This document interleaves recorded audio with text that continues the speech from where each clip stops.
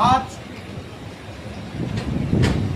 धरणे आंदोलन आनंदखेडा पुण्यनगरी या ठिकाणी तिसरा दिवस आणि सुट्रेपाडा पुण्यनगरीमध्ये 16 दिवस अन्नत्याग उपोषण कविता अभिलाल देवरे तसेच 10 वर्षाचा राजेश आणि भाग्यश्री आई आसरताई सर्व परिवार मिळून आम्ही 16 आणि 3 19 दिवस झाले अखंड अन्नत्याग आमरण उपोषण केलं।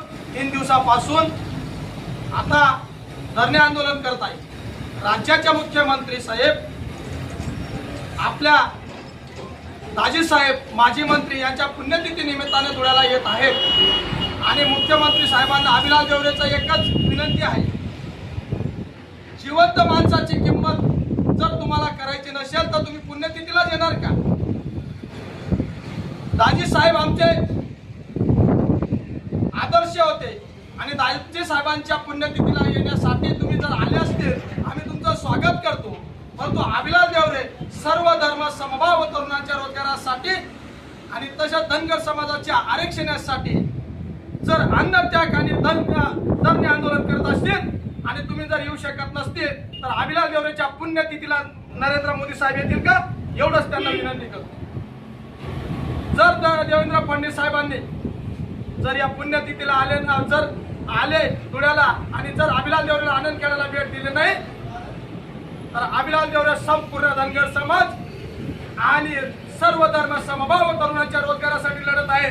सर्व तरुण पिढी या आनंदखेडा पुण्य गावामध्ये रस्ता रोको आंदोलन करतील, संपूर्ण राज्यात रस्ता जाम करतील आणि याचा परिणाम येणाऱ्या काळात जिल्हा परिषद पंचायत समिती तसेच विधानसभा लोकसभा निवडणुकीच्या दिवशी दिसेल आणि परत सुट्रेपाडा या गावामध्ये अभिलाल देवरे अन्नत्याग उपोषण करतील। एवढंच मी नरेंद्र मोदी साहेब आणि देवेंद्र फडणवीस साहेबांना विनंती करत आहे। तुम्ही 2014 मध्ये धनगर समाजाला फसवलं, मराठा समाजाला फसवलं, ओबीसी समाजाला फसवलं, आदिवासी समाजाला फसवलं, धनगर समाजांना फसवलं। पशुचे धंदे बंद करा। एवढंच काय 11-12 महिन्यापासून तुम्ही रोजगारांना सुद्धा फसवलं, तरुणांना सुद्धा फसवलं आणि त्यांना तुम्ही शब्द दिला होता की तुम्हाला परमनंट नोकरी देतो। मी स्वतः अभिलाल देवरे जिल्हा परिषद शाळेत वर्ग शिक्षक म्हणून काम केलेलं आहे। 11 महिने म्हणजे 334 दिवस काम केलेलं आहे। कॅटलॉग वरती वर्ग शिक्षक म्हणून माझं नाव झालेलं आहे। आपला देश स्वतंत्र आहे। आंदोलन उपोषण केल्यानंतर जर स्वातंत्र्य मिळू शकतं तर मी 16 दिवस अन्नत्याग केला आणि 3 दिवस धरणे आंदोलन केलं। देवेंद्र फडणवीस साहेबांना एकच विनंती करतो, मला सुद्धा स्वातंत्र्य मिळावं, माझ्या डॉक्टर बाबासाहेब आंबेडकरांचं संविधान तुम्हाला